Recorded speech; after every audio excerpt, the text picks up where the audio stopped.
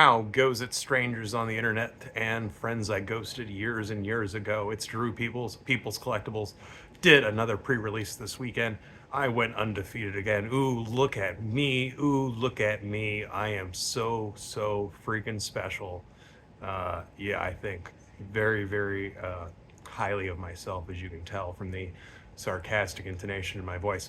But regardless, yeah, did the 3-0 thing again and got the prize out again. So we're going to crack them yet again here. Now, the first thing of note, got a foil promo pack. So, yeah, the way they did it today is if you went 2-1, you got a promo pack. If you went 3-0, you got a foil promo pack. And I haven't done enough pre-releases. This is only like my, I want to say fifth, sixth of like an actual like WGN pre-release kind of thing. Drafting with friends, I've done that quite a bit. So I don't know if they've done foil promo packs before or whatever, but this is pretty exciting. So I thought, why not get started with the promo pack? We got 3 foil cards in here. You know, we know how Wizards quality control is, but you know, you kind of hope that for 3 cards they could at least do it right. So like fingers crossed or whatever.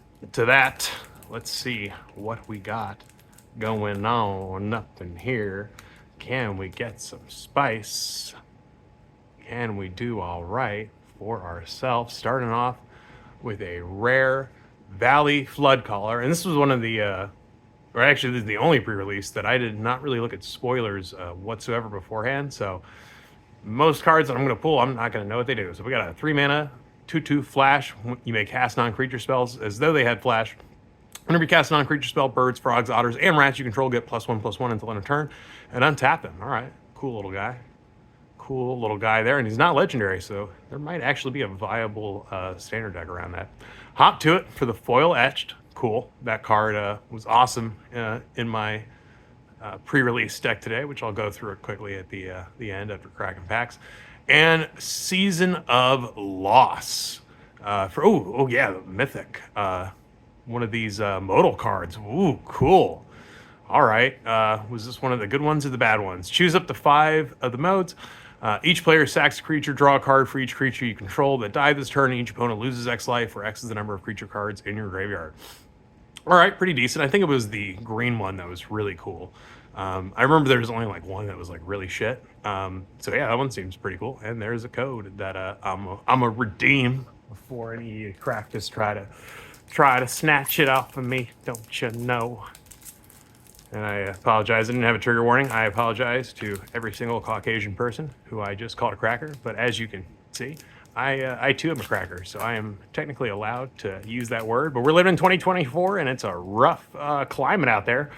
If you have kept up with any of the fucking politics going on at the moment.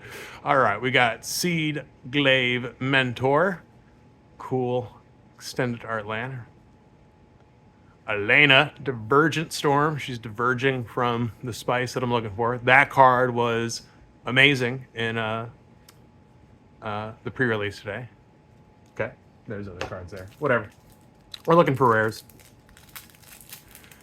And this thing I know, so yeah, I'm definitely not losing it. The way the packs are structured for the pre-release packs and the play booster packs from the booster boxes are completely different, with having the rares and such at the front of the pack and having the commons at the back.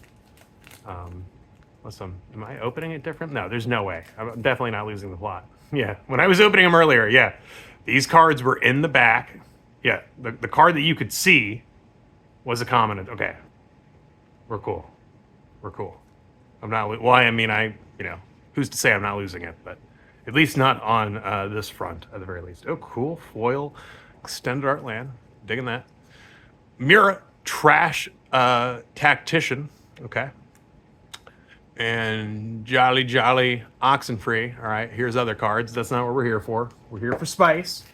You know, already I got a foil promo mythic, one of the modal cards, and all those modal cards looked cool. So happy about that. Life is good. Love one another. Don't let these dickhead politicians that don't give a fuck about your life dictate your feelings. All right, Vanishing Light. We got another, well, the same extended art land, just not foil, so sad face. Byway Barter and Ruthless Negotiation. Oh no, that's some cross species stuff, man. We don't do that down here in North Carolina. I tell you what now. Yes, sir. All right.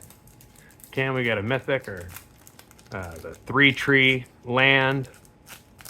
And yeah, I don't know what else is in this set. So yeah, something that looks flashy. Give us some flashy. All right, well, okay. That's not what I meant by flashy. We're getting that regardless. Come on. That's not it. Okay. I do love that they brought the leveling up enchantments again, like the classes from Forgotten Realms. Quite like those cards. The red one, which I'll show you in a second when we look through these pre-release cards, was amazing. It was friggin' sweet, man. All right, what do we got? Did I get hosed? Yes, I did. Watch this be like a $20 card. I doubt it friggin' is.